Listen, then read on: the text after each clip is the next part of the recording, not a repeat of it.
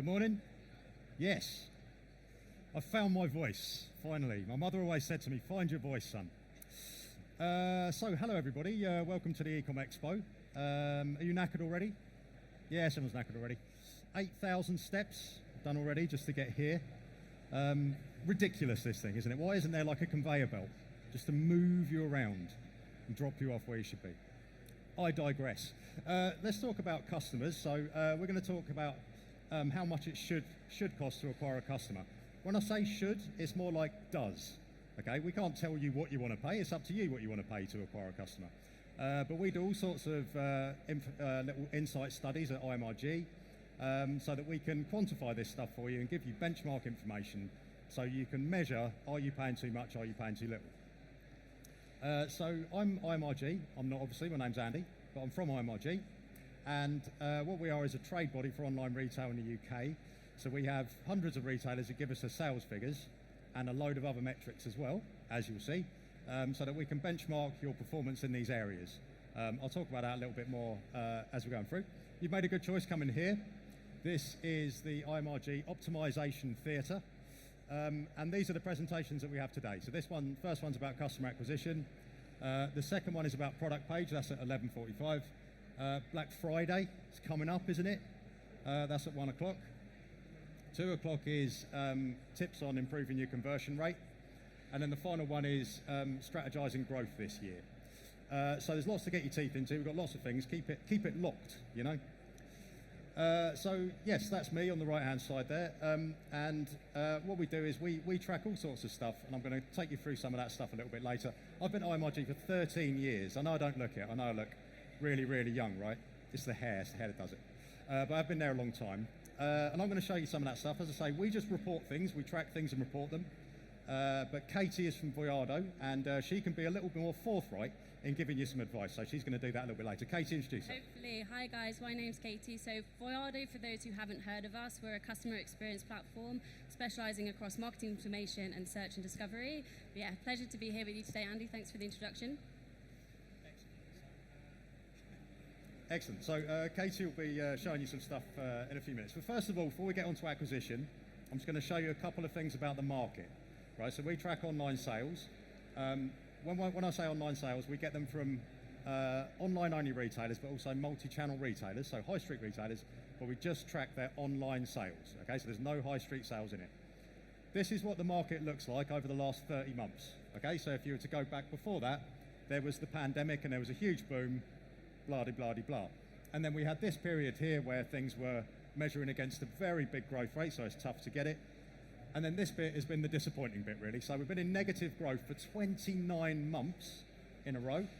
But in August, we just got 1% up. So, congratulations, everybody. Well done. So that's kind of where the market is. Very difficult, basically. This is showing what's going on with some of the other metrics, right? So we're talking about acquisition here. This is how much they're spending when they get to the till, which in a way is kind of a good news story. You're looking at across January through to December. 2021 is blue, 2022 orange, grey is 2023. So what is the spend at the checkout that they make? So the thing to take from it is that it used to be here and now it's up there, right? So things have got more expensive. That's what that's telling you. When things get more expensive, this is what happens to conversion. So the conversion rate was nice and high, and then it's kind of collapsed really to that as things have got more expensive, cost of living, etc., etc. So over the last 2 years, we've seen a very big collapse in conversion, and that's kind of the problem with the overall market. Being specific about where the problem is, it's at that point when customers are coming to your site and you're trying to acquire them, they're falling out here, right? So this is showing you 4 stages at which a visitor to your website has to make a decision. They have to press something. So viewing a product page, so of all the visitors that come to your site, what percentage actually view a product page? It's incredibly low, by the way. It's only about 50%, 60%. That line is very flat, right? It doesn't really change that much. Ditto the ones that proceed to the checkout once they've added something to their basket. The pink one is completing at the checkout. That one has fluctuated a little bit. This is a 3-year period you're looking at, by the way. But this yellow one is really the problem one. I know it doesn't really look like it, but it's gone down from about sort of 18% to more like 12%, right? It's a massive, massive decrease. Once people have got to a product page, actually adding something to their basket, it's really fallen over. So obviously if you're paying to get traffic, yes sir?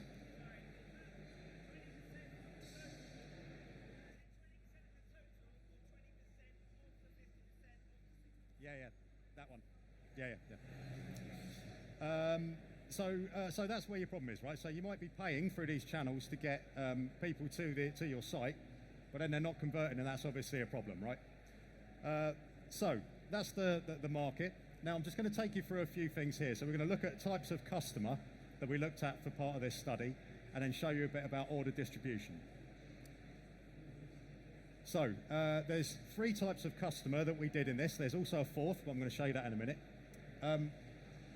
And they are a new customer, and a new customer is defined as they bought from you in 2022. When we got this data, it was for full year 2022 and preceding years as well.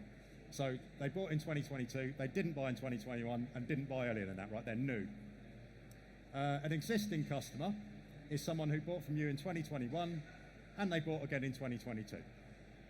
A reactivated customer is someone who bought in 2020 or before, then they skipped a year, but then they came back and bought from you, okay? So you've got 3 customer types there. Squeeze them up, isn't that magical? And then what we're going to show you here is just a few things about distribution. So this is showing you the order breakdown for these, okay? There's a few points in this presentation, by the way. It's fair enough to take a picture if you want to. I can be in it or out of it. It's up to you. This is one of those where you probably want to take a little snap of this one. So this is showing you the average order share in 2022 for those different customer types, okay? So new customers accounted for 48% of the orders, existing customers 42%, and reactivated customers 10%. Okay, so new customers are the lion's share of it, but obviously that comes with a cost, which we're coming to. Now this is showing you how it changes over a few years. Okay, so with this study we got about 35 retailers to give us these figures, and then we line them all up, right? So if you imagine each one of those numbers, this was a sample of 25 of them, and this is the rate of new customer acquisition that they had in 2021, right? So it ranges from, some are down about 10-20%, some are up at sort of 80% or 70-80%, right? So there's a big difference between them. And that's 2021. The blue bar is 2022.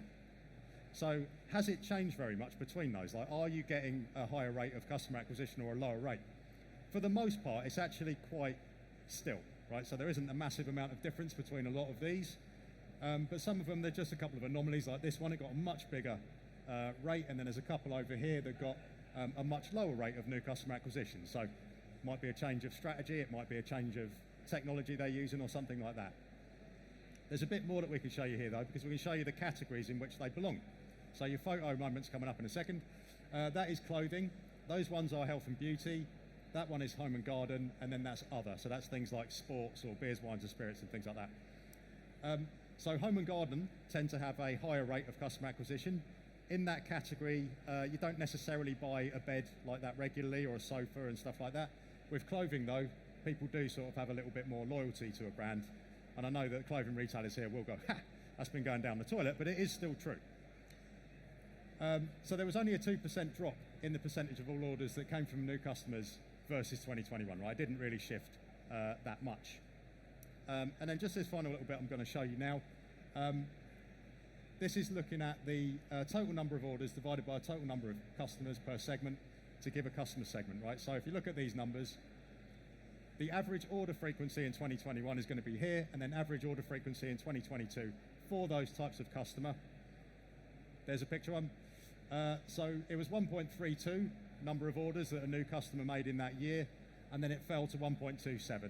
This one fell 2.77 to 261, and 160 to 148. So basically they all came down. So a further problem with the market is that people are not buying as regularly as they were before. Okay, so you have to factor that into this acquisition spend that you're making. So I'm going to show you those acquisition costs when I come back in a second, but now Katie is going to take you through a bit of the insight that they have gathered. Oh, I need this. Okay, of course. Thanks, Andy. I think just to begin, as a show of hands, how many marketeers do we have here at the moment? E-commerce side, anyone in the e-commerce space? And then the other category, any SIs, technology partners? Cool. That's just for my knowledge to scout you guys all out. But yeah, I think as Andy was saying, so when it comes to improving acquisition and cost of acquisition, there are several steps. Can I just check, is it this middle button here? Down. Down, cool. There's several pillars that we work towards when we work with retailers. So the first would be targeting, and really this is hyper-targeting. So once you understand who your customer is, really understanding, okay, well, can we look at similar audiences?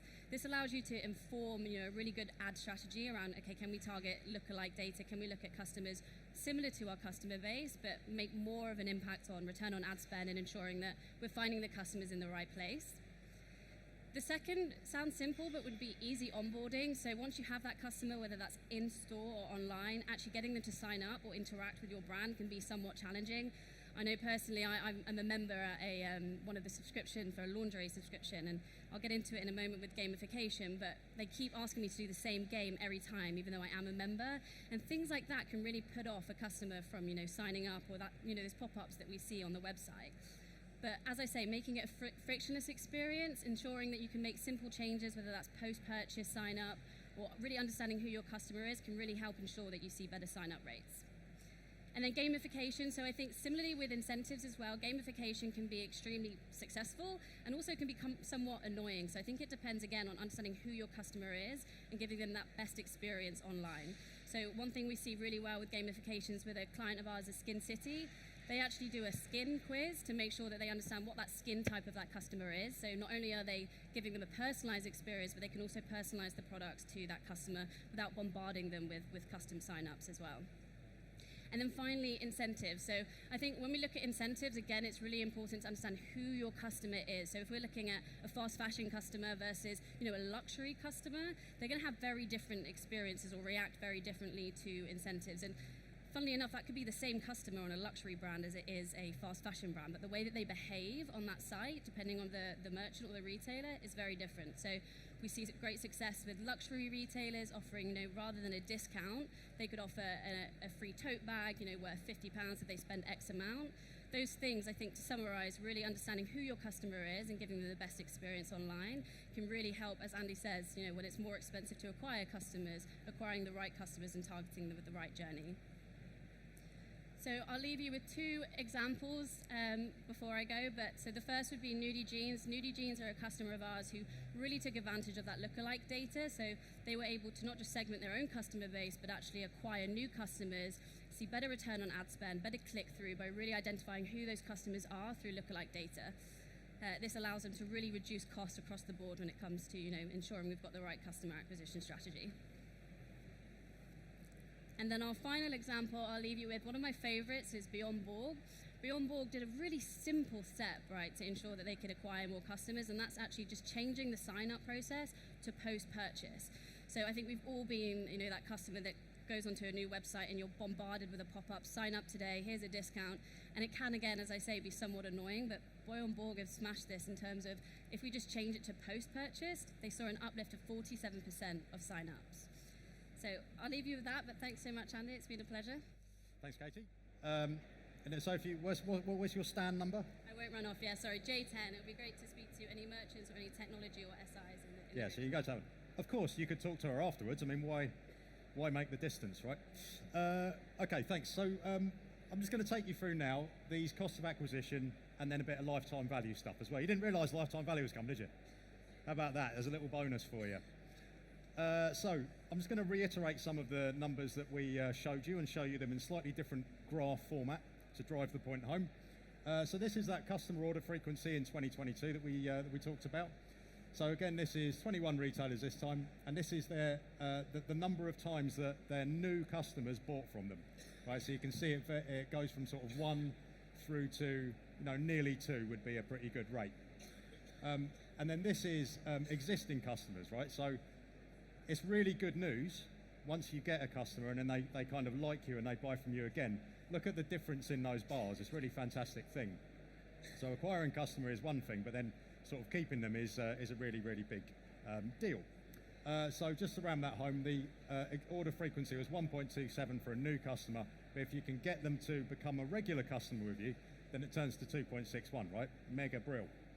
And then this just shows that in sort of graph form, okay? So you can see that it's kind of come down between those 2 years, which is very frustrating.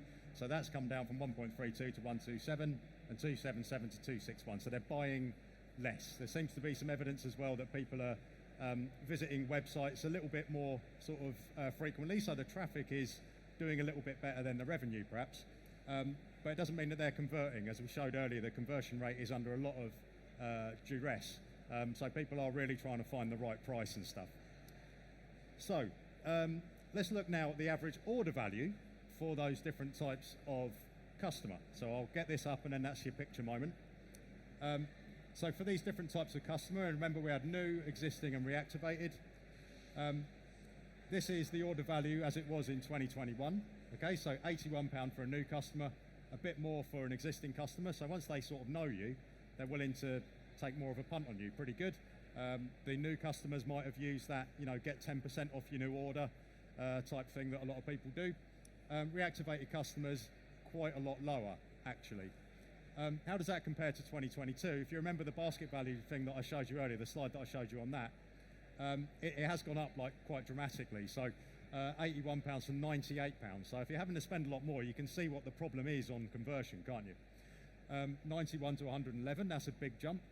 But this one actually fell slightly from 70 to 69. I think it's quite interesting that the reactivated customer tends to be quite a lot lower. What that says to me is, we kind of said to them, look, you've kind of lapsed, here's a whacking great discount to get you back involved with us. So probably that accounts for the difference between those things. So customer length of life. This was something that we worked out, as in how long will someone be a customer with you, which is important when you're looking at the cost of acquisition, right, for doing your maths. So it's the average tenure of active customers on your database. So how long have they been on your database? So we removed new customers from this calculation to make it more sort of meaningful, okay? And the average is 40 months. So once they've actually become, I'm not a new customer anymore, I'm like a repeat customer, I'm now on your database for 40 months is the average. It excludes new customers, okay? There's a difference between the different types of brands, which I think is a really interesting one. So 49 months is the clothing retailers, and health and beauty was actually quite a lot lower at 29 months. It's a repeat purchase, quite interesting that one. Now then, it's time for the costs then. This will be a picture moment. I'll just get it up first. Let me do the full slide and then take a picture. So we're going to look at 4 different types of acquisition channel here. The first one is paid search, and then it's paid social, display, and affiliates. So just to be really clear, paid search would be a paid ad on Google or other search engines are of course available. Paid social would be an ad on Facebook or Instagram or TikTok or whatever. Display is a display ad that you see that chases you around the internet, and an affiliate is lots of different things, but read voucher code most probably for that one. So in 2022, what was the cost of this? It was £18 for search there. It was social was much higher. £46 for display, really high, and £9 for affiliates, really quite low. But then we can compare that. So this is the conversion across those channels, right? So why is it that the affiliate one is so cheap? It's because the conversion is so high. So when this is a last click attribution model, by the way, it's not perfect, but this is showing you when someone comes through that channel and then buys something, what is the conversion rate? So for example, email is about 3.3%, okay? So when they've clicked through a link in an email and gone on to buy something, they go into that pot there. Affiliate is really high because they might have a voucher code, right? So they've got a discount thing that they can activate in order to do it. So it's cheaper and the conversion is better, but you are taking a hit most probably on your revenue. And then this is the share of revenue through those channels, okay? So you've got organic, which is they've either just typed in your URL or they found you for some organic means. No, sorry, that's direct. Organic is organic search. Paid is they've paid for you to get through there.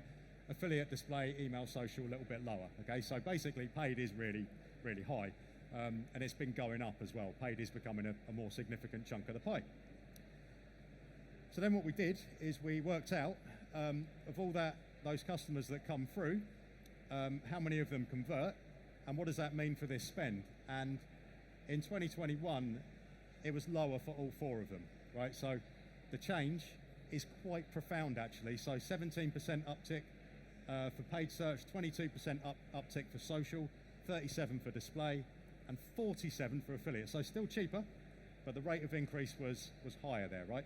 So this is a conversion thing, really. You're spending all that money on the channel, and how many of them are actually becoming a customer. That's why those costs have shot up so much. Everyone got a picture of that? Yeah? Which brings us to lifetime value.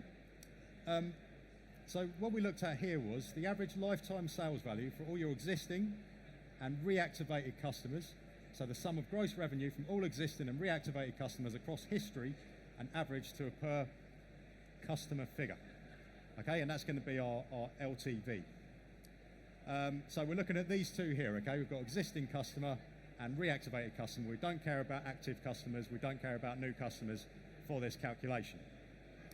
And here's a nice little graph for you. So this is one of those things where we got these from a range of different retailers so that we could calculate this. And what you're seeing here is different types of retailers. So a yellow retailer is clothing, pink is beauty, home and garden is green, sports and outdoors is red, and then multi-category is a grey one. And along the bottom, you've got the average order value, right? So the spend that someone makes on that site. And along the top, you've got the lifetime value. So across those 40 months, how much money would you make for them? Bearing in mind they're going to buy from you, 2 times or whatever the figure was. And it means that the average for those things would be your average ratio of lifetime value to average order value would be 4.9, right? So across the tenure of their existence as a customer of you, they would buy from you you would get 4.9 increase on the average order value. Make sense? Good. So that's now we understand the acquired customers and stuff. I look different. Oh, that's not me. I know. This is Jack. Where is Jack? Jack is there at the back. Jack at the back. There you go. That's going to stick. So what we do at IMRG is we're a membership organisation, right? So if you want to get these figures, you just join us. You give us your figures.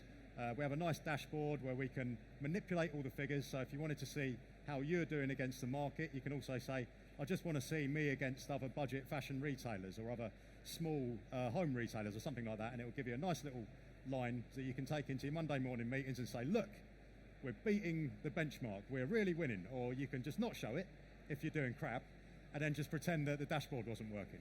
It's up to you. So we do lots of things like that. We do all sorts of studies as well that I've just shown you. We'll be looking at a few more of those today. We've got 4 more of them to do. So if you want to talk to Jack, he can give you a demo of the dashboard. No strings attached, folks.